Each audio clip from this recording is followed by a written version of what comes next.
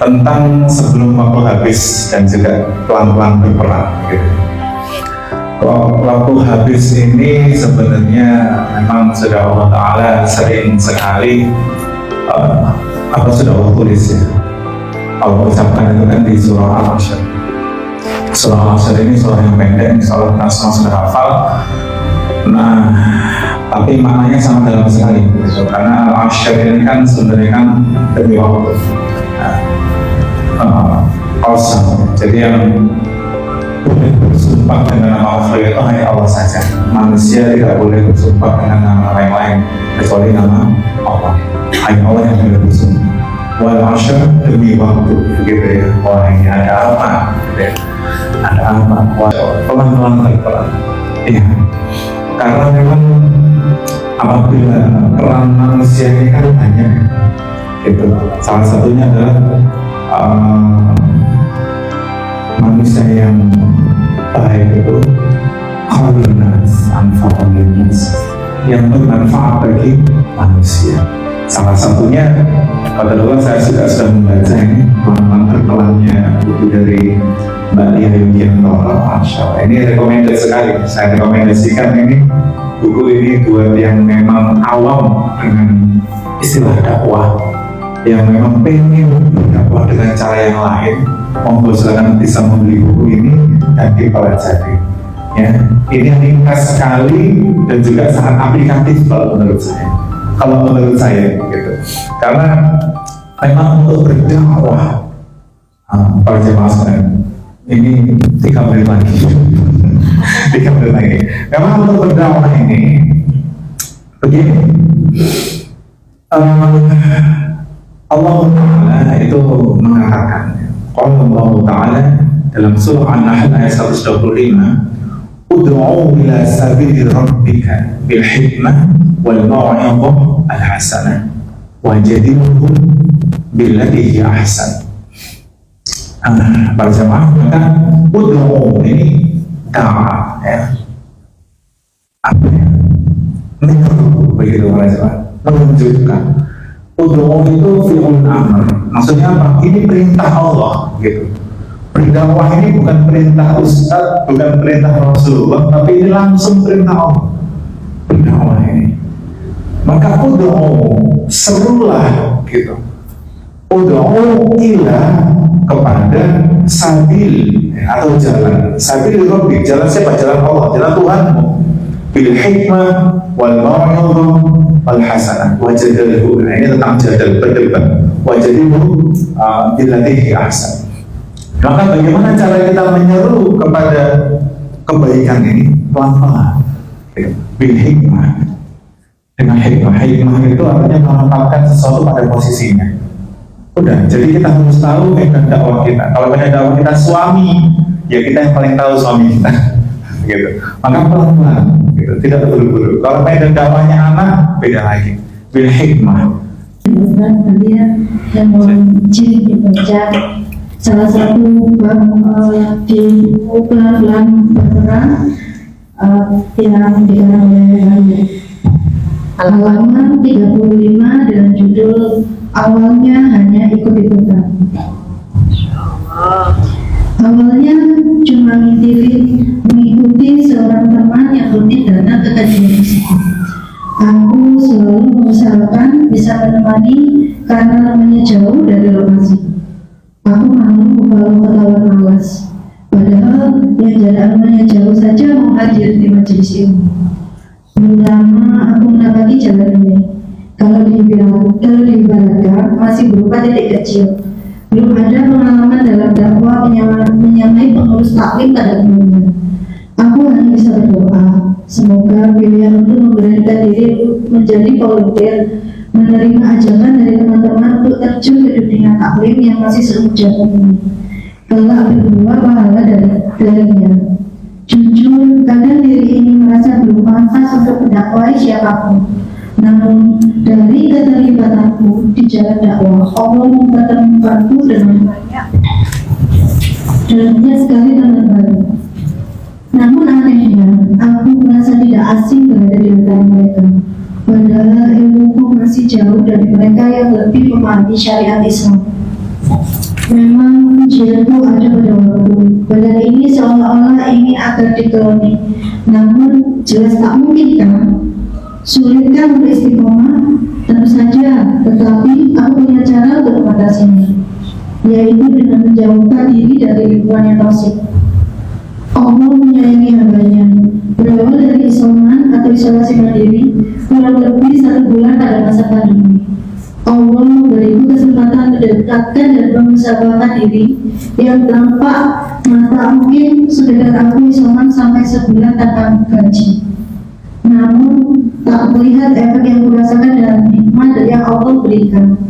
Sebulan isoman membuatku jadi sholat awal waktu, membuka cakrawala caraku bersyukur terlahir dalam Islam, serta membuatku makin ingin mengenal Islam dan sungguh-sungguh bertobat atas dosa masa lalu. Waktu panjang perenungan ini akhirnya membawaku mengenal teman-teman kajian yang kemudian mengajakku untuk bergabung dalam komunitas-komunitas muslim. Tugasku mungkin bisa dianggap sepele, yakni hanya membantu merekam keseluruhan kajian secara live untuk nanti dibagikan di medsos.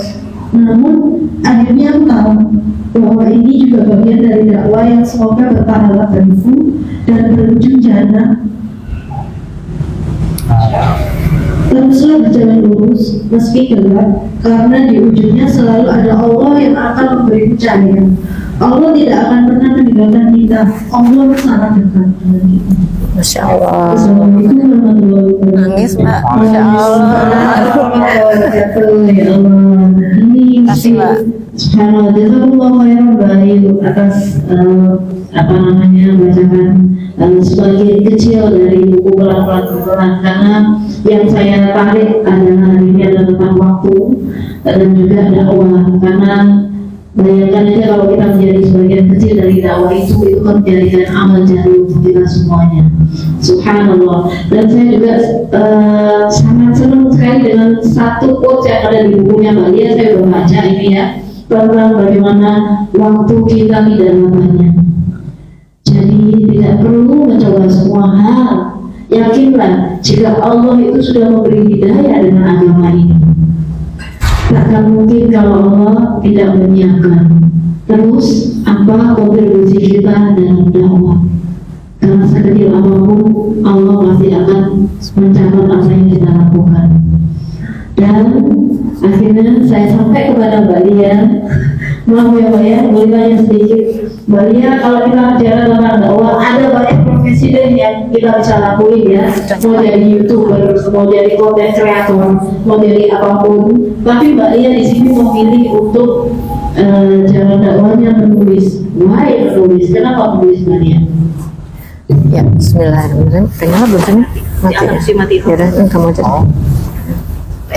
Bismillahirrahmanirrahim. Assalamualaikum warahmatullahi wabarakatuh. Waalaikumsalam warahmatullahi wabarakatuh. Sodri wa yasirli amri wa khuluqu kedatan minisani yafqahu qawli. Oke, langsung aja ya, biar nggak berpanjang kalam. Ini tadi pertanyaannya kenapa menulis. Sebenarnya jujur menulis itu bukan satu-satunya yang saya bukan yang saya suka banget, enggak. Sejujurnya saya tuh kalau mau jujur, saya tuh sukanya ngedesain gitu. Nih agak sedikit loncat-loncat ceritanya. Ya kayak ini buku ini, itu qadarullah saya yang gambar bagian depannya, saya suka gambar. Nulis itu hanyalah sebagian dari hobi waktu kecil. Saya suka nulis diary. Mungkin zaman dulu kan zamannya kita belum ada sosmed ya, jadi nggak nulis di sosmed, nulis diary, baca sendiri gitu. Nah kemudian singkat cerita, hobi ini tiba-tiba ya qadarullah ada yang nawarin nulis tuh juga karena saya ngaji, jadi gitu.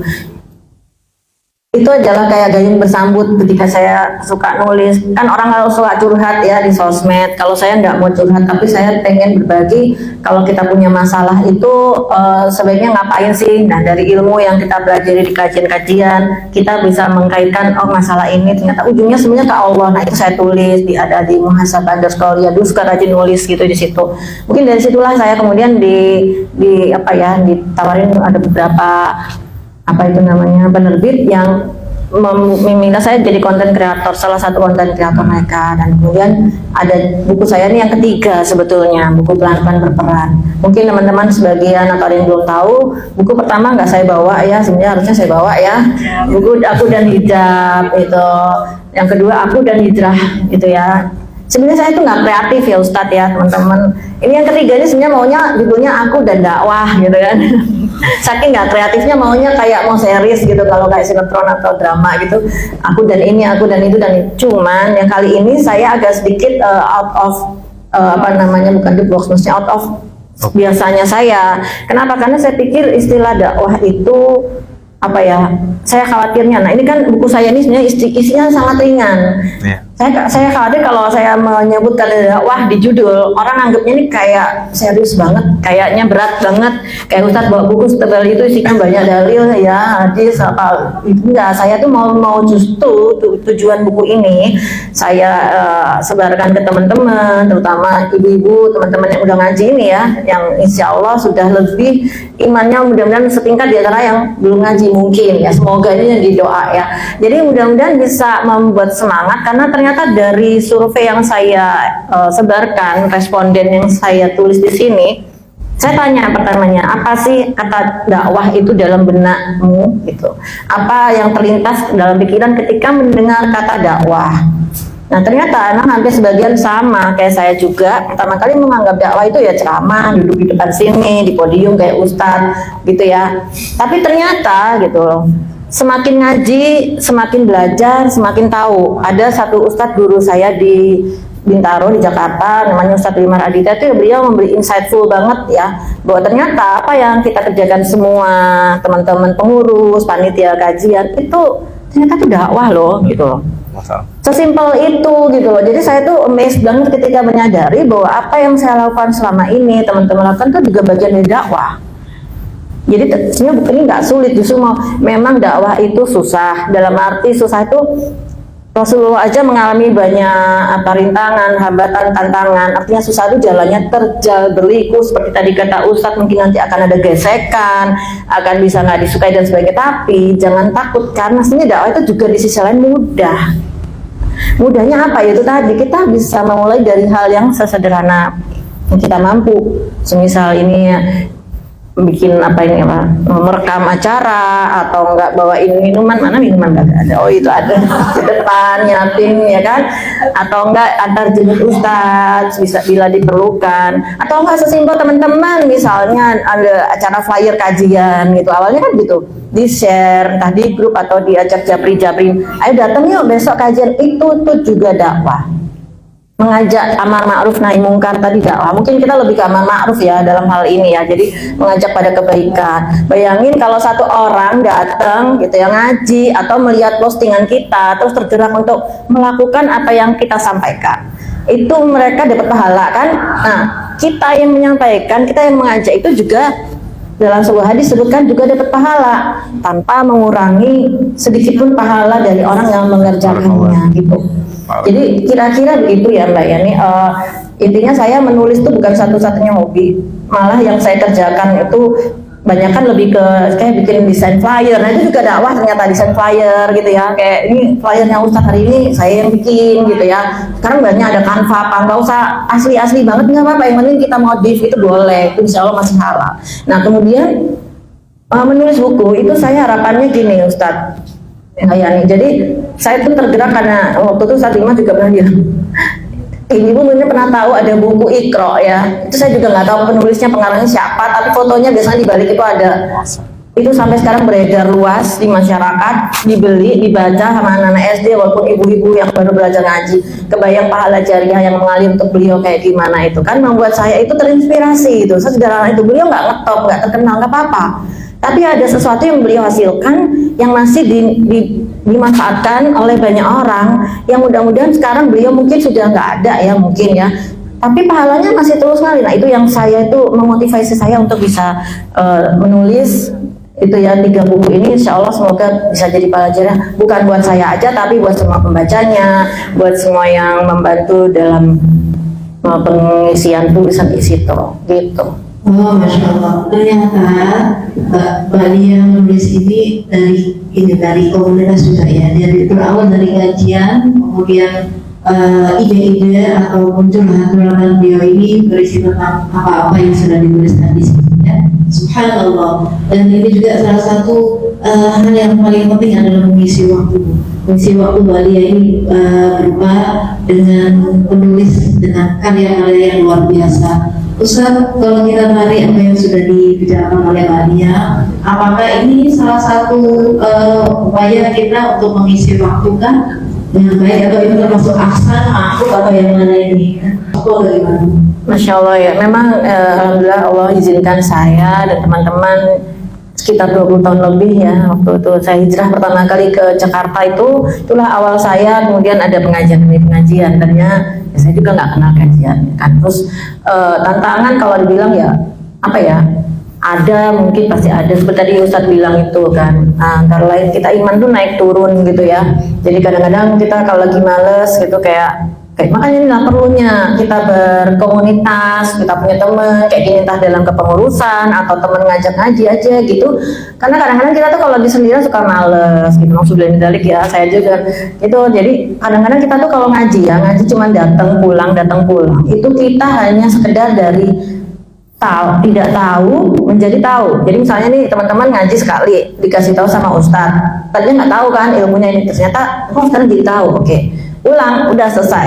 Tapi dengan kita berkomunitas atau kita banyak bergaul dengan teman-teman yang solihah atau ikut jadi pengurus pengajian lah atau jadi peserta yang rutin, itu paling nggak kita tuh misalnya kita bareng-bareng nih, misalnya nih ini ntar ada sholat zuhur, terus teman-teman sholat, kita kan mau nggak mau ikut sholat tuh. Ya. Jadi apa yang kita pelajari tadi dari nggak tahu jadi tahu, akhirnya mau nggak mau kita jadi tadinya nggak mau jadi mau gitu loh, jadi ikutan. Nah itu namanya pengaruh teman tuh sangat kuat. Jadi itu yang membuat saya tuh akhirnya ya saya terusin aja, jadi istiqomahin aja, menjalankan kajian demi kajian selama 20 tahun alhamdulillah.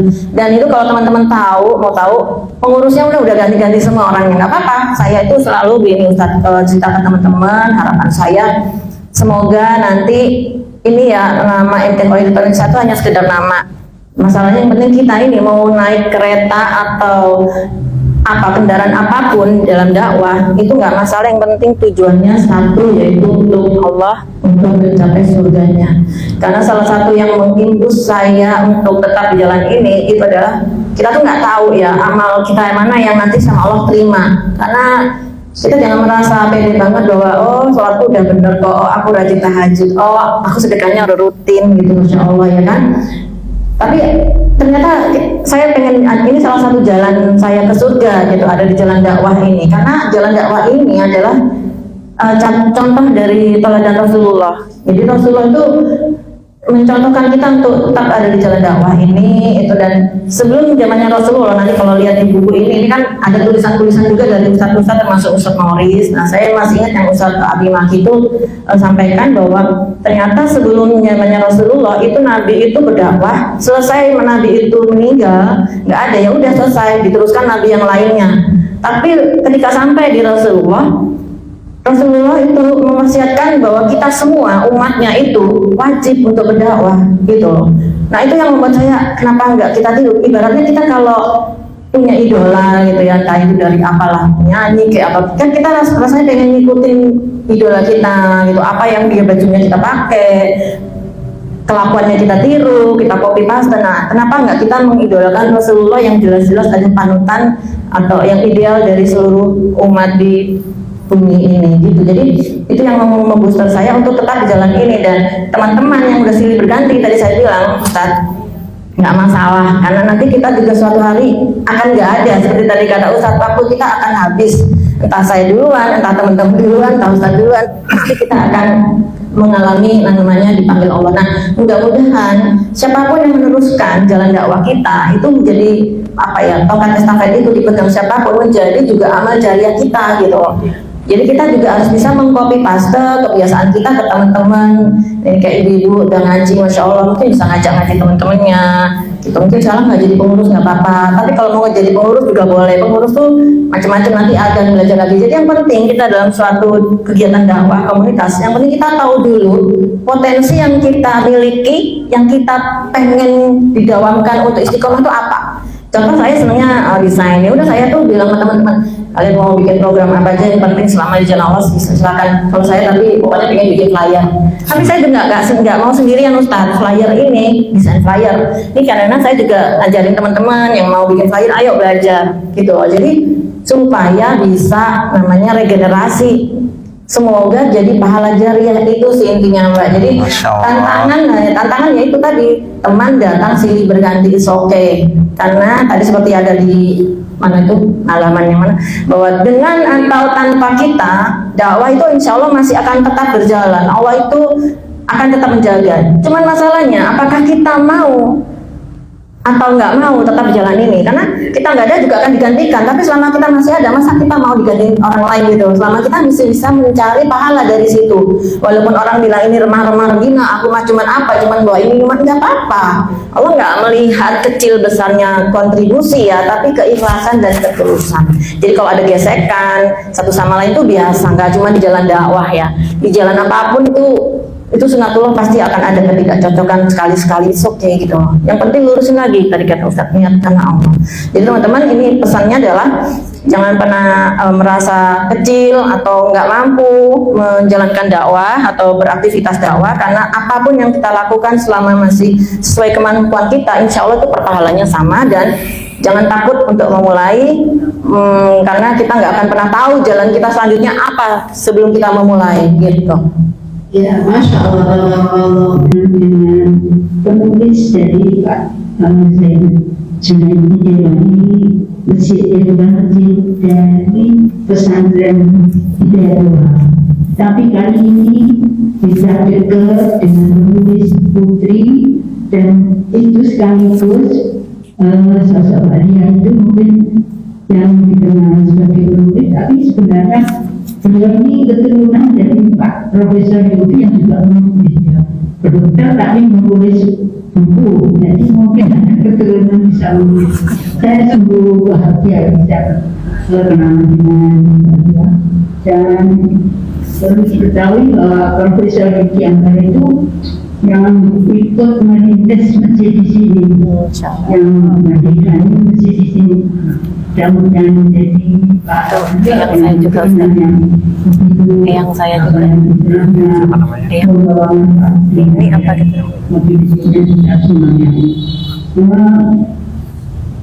mengenai penulisan buku ini, sebenarnya saya sendiri itu pertama ada keinginan untuk menulis, tapi dengan yang menulis itu membuat ada semangat kaki itu pengen, tapi nggak ada waktu, sehingga dengan adanya penulisan begini merasa semangat. Walaupun saya sudah tua ya, pertama memang saya dulu itu berpikir kalau dakwah itu berbicara di muka umum, mengajak. Nah, oleh karena itu pernah saya di dalam satu lembaga pengawas saya ikut lomba pidato.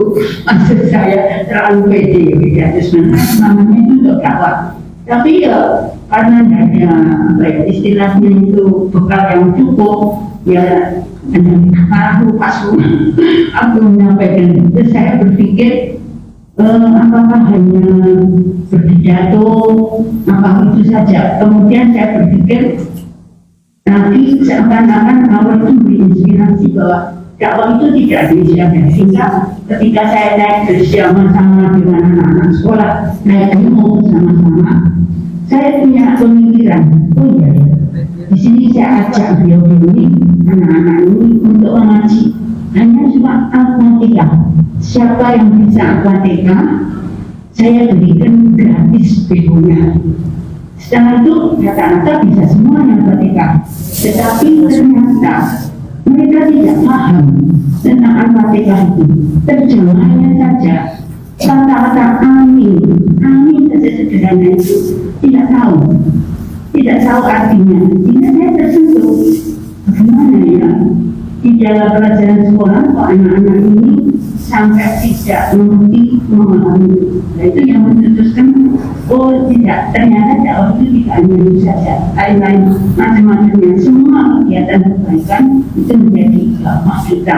Dan saya pagi ini alhamdulillah dengan penulisan itu saya ikut bersyukur ya gambar dan kemungkinan kalau boleh berkenan komunitasnya di Masjid Diponegoro ini kan tidak hanya di sini, ada komunitas lain mungkin yang diketahui dari Rasul Terjana, dari Sakinah kan banyak sekali.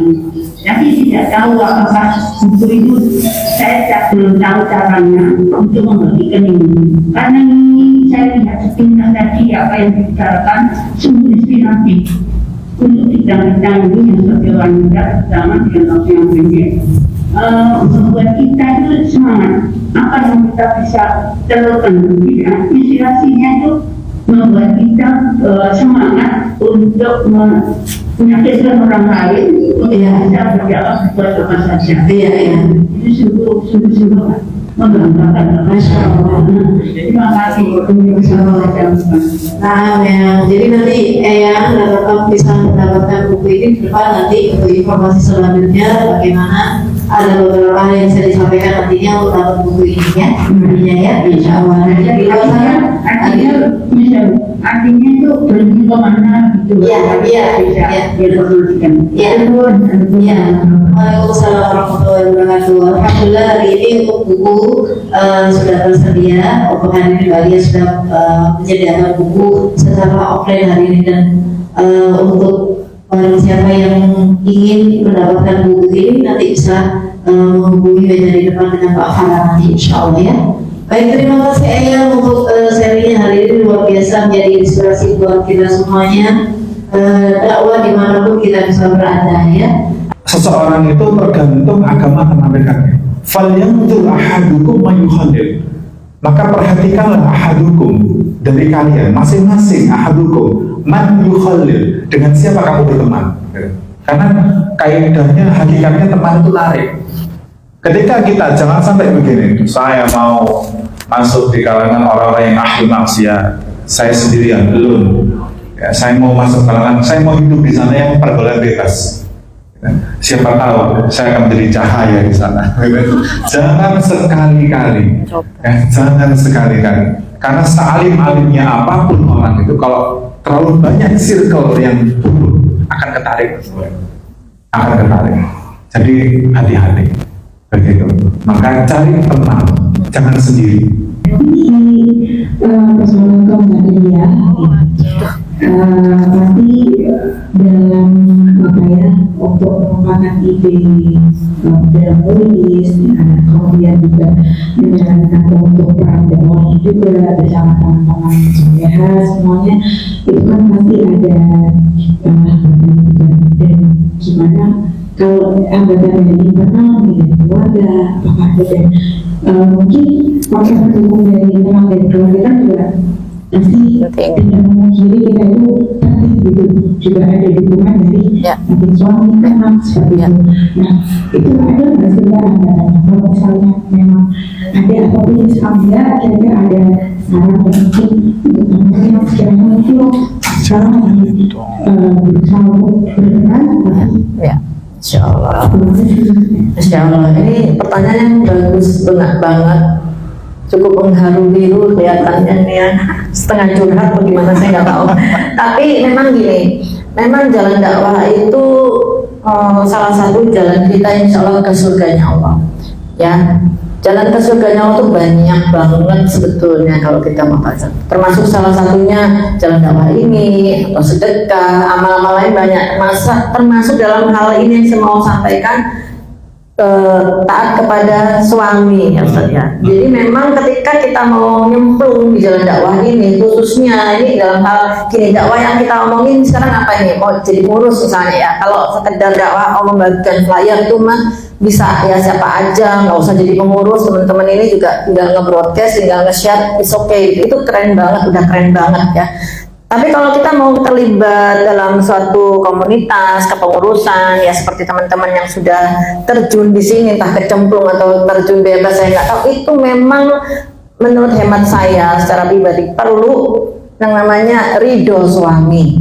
Ya, seperti ibu-ibu kalau mau bekerja menjadi wanita karir, itu bukan nggak boleh, boleh, tapi harus seizin dan ridho suami. Karena memang fitrahnya perempuan itu kan mengurus anak dan sebagainya, tapi kita nggak tahu ada hal lain yang membuat kita harus bekerja dan sebagainya. Termasuk ini jalan dakwah sebagai misalnya kepanitiaan, kepengurusan atau volunteer, ya kan? Itu memang penting banget itu ridho suami. Bahkan kita berangkat ngaji pun nggak usah jadi pengurus, teman-teman berangkat ngaji ke sini izin suami nggak tadi? Harus. Ke pasar aja saya mesti izin suami. Ayah nanti aku mau ke ini ya, ke Pasmon sebentar ya. Udah gitu. Jadi ridho suami itu penting. Ketika misalnya kita mengalami hambatan, mungkin suami belum mengizinkan atau hari ini jangan dulu deh berangkat, ya udah nggak usah berangkat. Kalau saya sih gitu, karena nggak enak kan kita kalau berangkat ngaji atau ngurus sesuatu tapi suami nggak meridhoi, itu kayaknya hati itu kayak ada yang nggak enak gitu loh. Saya juga selalu bilang sama suami saya gini, ya Allah, ya aku minta ridhonya, karena aku paling takut kalau kamu nggak ridho sama aku takut nggak bisa masuk surganya gitu. Maksudnya galik ya, nah itu ridho suami itu salah satu jalan kita ke surga. Jadi buat apa kita aktif di sini sana sini kalau suami kita nggak ridho? Kalau saya gitu.